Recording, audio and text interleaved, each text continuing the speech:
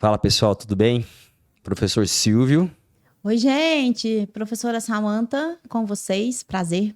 estamos de novo com o nosso episódio Barça Performance, né? E Isso. nós vamos falar um pouquinho agora da vivência e experiência com atletas amadores, Atletas amadores. né? Quem são, de onde vieram, para onde vão? Sexta-feira no Globo Repórter. É hoje, né? É hoje. Hoje é sexta. Não sei que dia que vai passar para eles, mas hoje é sexta. Sextou, bebês. Então, assim, me conta um pouquinho, ou conta pro pessoal aí um pouquinho, você com seus atletas amadores, e aí? Então, há vários. Primeiro, a gente tem que falar das modalidades, né? Certo, E isso. cada modalidade, a sua história, o seu objetivo. Tenho trabalhado mais com modalidades individuais do que coletivas, e modalidades em que a estética, em que a plástica é a coisa mais importante dessa modalidade. Então, por exemplo, a ginástica, as poses do fisiculturismo, a chegada na natação, a saída da borda da piscina, né, do bloco, para a entrada na água. Então, venho ajustando detalhes com esses atletas para que eles ganhem tempo, para que eles ganhem estética, em beleza, em plasticidade. Então, cada modalidade tem a sua pedida. Cada modalidade tem aí a sua especificidade, né? Individualidade biológica e especificidade. Então, são as coisas mais importantes quando a gente começa a pensar numa preparação física de um atleta. Certo, Então, peraí, só um pouquinho. estou operando. E o que essas três modalidades, natação, fisiculturismo, ginástica, têm em comum? Você falou das especificidades, mas tem um ponto em comum aí? Tem. As três modalidades, o que acontece? Primeiro, a gente percebe que eles são muito trabalhados em uma variável, que é a força. Então, todo mundo se mexe a trabalhar com força. Força, força, força, força, força, força, força. Pega os atletas e carga. E né, depois a gente fala disso. Você fala disso melhor do que eu. Mas entende que treino de força é única e exclusivamente a carga. E aí chega num patamar que esses indivíduos não melhoram. Eles não melhoram. A performance deles vai ficando ruim. O músculo está encurtado, não cresce, né? O músculo está encurtado, não tem inteligência de movimento para conseguir realizar posições e estratégias para ser avaliada no fisiculturismo. Eu não tenho flexibilidade de ombro, eu não tenho uma braçada eficiente na piscina, eu não tenho flexibilidade, eu não tenho mobilidade no meu tornozelo, eu não consigo sair da borda com eficiência. Olha só. Então, quando a gente pega uma variável de capacidade esportiva e incrementa o treino, né? Na verdade, né, nem incrementa, coloca isso no treino, porque muitas vezes a flexibilidade nem é trabalhada, ela não é convidada. Infelizmente, as pessoas não convidam a flexibilidade para a brincadeira. O atleta faz assim. Quer dizer, né, nem coloca, ela dia que tá lá. Ela não foi convidada Ela nesse dia. simplesmente falou assim, ó, você não vai entrar nessa festa. Você não vai entrar nessa brincadeira. Você não tem ingresso. Você não tem ingresso. Mas uma hora ela vai ter que entrar até sem ingresso. Isso. E aí, os treinadores, os preparadores físicos começaram a perceber que esse patinho feio, que é essa variável flexibilidade, ela dá um upgrade no atleta que é assim, fora da casinha. Na musculação, no fisiculturismo, o músculo encurtado não cresce, as poses não aparecem. Pose de torção, pose em que eu preciso mostrar meu tríceps, por exemplo, se eu não tenho flexibilidade, a pose não aparece, né? Se eu não tenho mobilidade no meu tornozelo, se eu não tenho plasticidade no meu ombro, não tenho braçada, não tenho saída e não tenho economia de energia, que é o que me faz ter performance. Pessoal, presta atenção aqui, olha pra mim aqui. Vou dar um recado. Eu preciso de força e flexibilidade. Que caminho? Aí eu vou colocar os dois aqui, ó. juntas. Se eu tenho força demais, vai quebrar. Se eu tenho flexibilidade demais, vai quebrar. Equilíbrio. Equilíbrio. Obrigado. E o que a gente vem percebendo, que todas as vezes que me integram no time, é isso que falta. Eles têm um bom entendimento do treinamento de força, assim, vou falar no geral, não é todo mundo. Muitos ainda entendem que treino de força é carga, carga, carga, mas as pessoas com as quais eu trabalho já conseguem entender que treinamento de força não é só carga, que existem outras variáveis que são muito mais eficientes do que aumentar carga, aumentar carga, aumentar carga. Mas que quando a flexibilidade, vou falar assim de novo, né? Que quando essa variável ela é convidada a fazer parte do planejamento, e eu não faço isso de um dia para a noite, não adianta chegar assim, a competição é amanhã. E uma semana antes, vamos fazer um negócio aqui de flexibilidade, uma coreografia que eu vou subir no palco. Nem um mês antes, né, Samantha? Não é assim. Eu não vou ganhar força e hipertrofia em um mês, eu não vou ganhar flexibilidade em um mês. Não mesmo. Então, isso tem que ser dentro do que a gente falou lá no outro episódio, tem que ser organizado, tem que estar dentro de uma organização, né, dentro do seu objetivo. Qual que é o seu palco? Eu quero jogar futebol, voltar a jogar futebol no final de semana. A flexibilidade tem que estar inserida. E eu falo flexibilidade, pessoal, não é um alongamentozinho que você coloca o braço aqui, não. Tá? Nem puxa o joelhinho para trás, não. É um trabalho que dura de 40, 50 minutos, 1 hora, às vezes até mais, aonde a sua musculatura, a sua articulação vai ser levada a um ponto de incômodo muito grande, tá? E eu preciso ter uma pessoa capacitada para fazer isso. Não é eu chegar na academia, eu quero fazer flexibilidade. Não, isso tem que ser programado, isso vem se ganhando com o tempo. Assim como você ganha condição cardiorrespiratória, você tem que ganhar flexibilidade e ganhar força. Eu preciso de equilíbrio dessa. Lógico que tem outras variáveis, mas estamos falando das básicas. Tá? E assim, eu fico muito assustada quando a gente está falando de atleta amador, que a flexibilidade não aparece enquanto um componente importante no planejamento e na periodização desses atletas. Mas como assim? Como assim você não trabalha flexibilidade? Como assim você... Aí a gente depois tem que... a gente pode ter um momento só disso, né? Entender que existe diferença de mobilidade e flexibilidade, que são coisas distintas, né? Elas se complementam, mas não são a mesma coisa, né?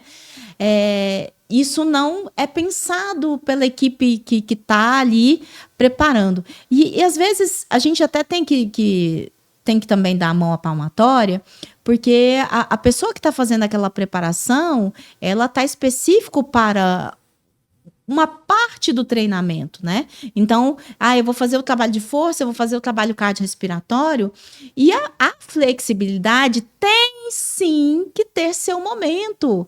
Não pode acontecer durante o treino, por exemplo, não pode acontecer antes do treino.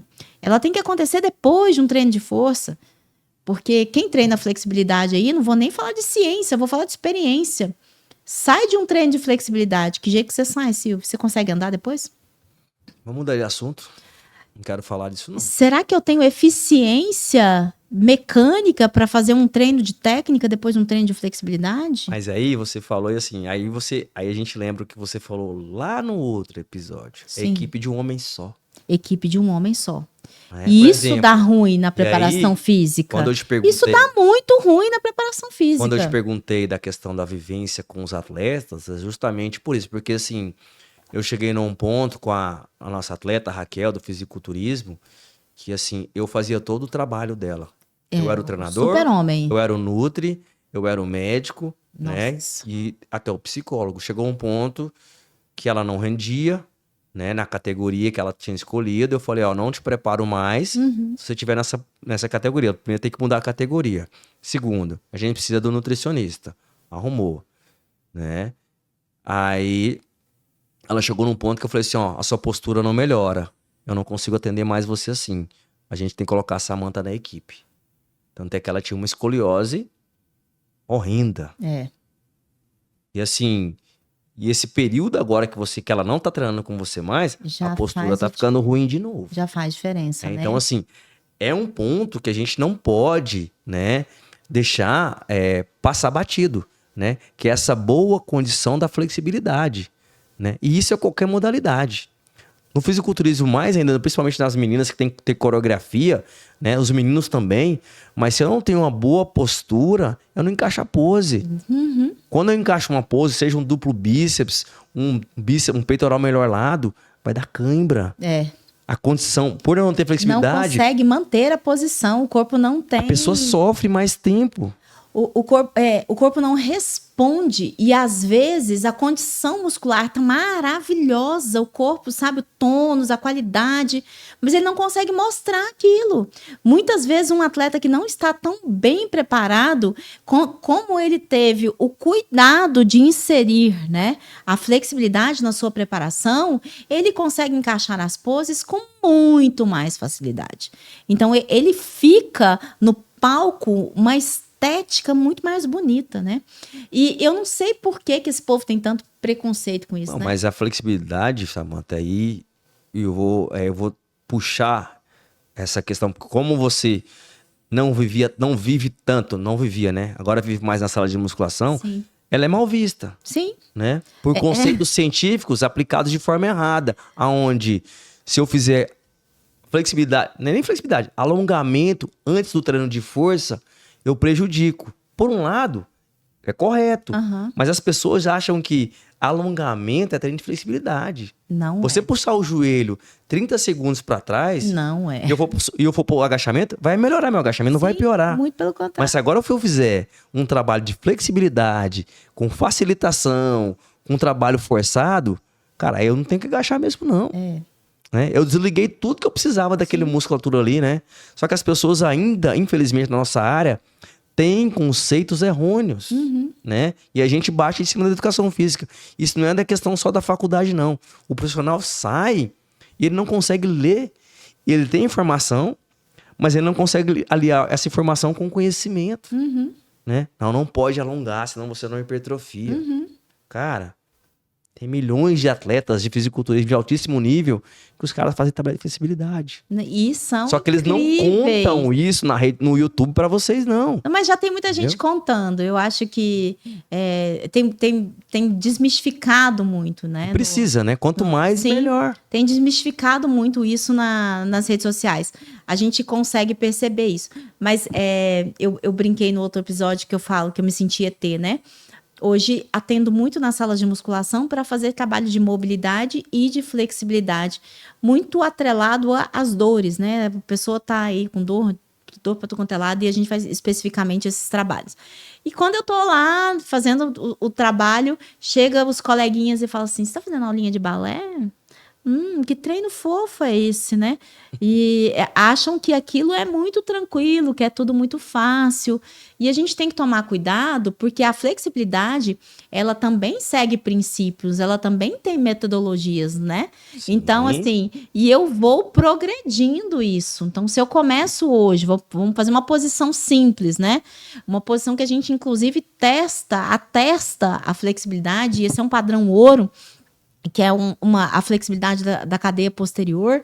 Se você não tem flexibilidade de cadeia posterior, você vai ter dificuldade de agachar, você vai ter muito, você não vai conseguir fazer um stiff nunca na vida, você vai perder postura, você vai perder encaixe de escápula, né? E não vai ter eficiência mecânica o seu gesto, né? Então, quando você faz um flex test lá, de sentar e alcançar, para colocar a mão lá no seu pé, você não consegue fazer isso, você perde muita eficiência de movimento, né? Então, como que a gente desenvolve isso, né? No primeiro dia eu vou pegar no meu pé? Não, peraí, calma, não é assim.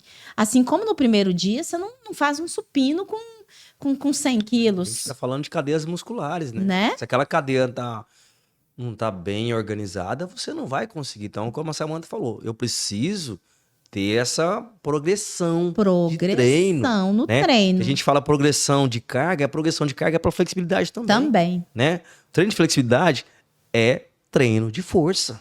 E a gente é muita força, gente. Progride. progride. Então, assim, se eu começo hoje, eu pego lá no meu joelho, mantenho uma posição, hoje eu faço isso na universidade. Os meus alunos fazem prova prática de flexibilidade.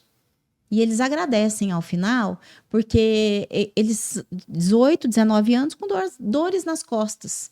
Muitos. E a gente eu passo o treino deles, são treinos de 5 minutos que eles fazem depois do treino de musculação, ou do que eles fazem. Tem gente que é do futebol, hoje a gente tem muita gente das lutas, né? Sim, MMA. Jiu-jitsu, o pessoal tá indo muito para muita gente do CrossFit. Então, eles fazem, depois da sua atividade, depois das suas aulas, eles fazem os treininhos de 5 minutos de flexibilidade e refazem a prova ao final. Então, no primeiro momento, a gente tira a fotinha, como é que eles estão, não consegue pegar no joelho. Depois de um mês, um monte pegando o pé. 1 mês, 5 minutos, gente. Então, assim, é visível a melhora quando você sabe o que está fazendo. Então, eu tenho que progredir isso. Não adianta. A mesma coisa, né? Quando a gente fala assim, eu estou fazendo caminhada. A pessoa está lá há 20 anos andando com a mesma velocidade, na mesma intensidade, na mesma frequência, achando que aquilo vai evoluir. Não vai.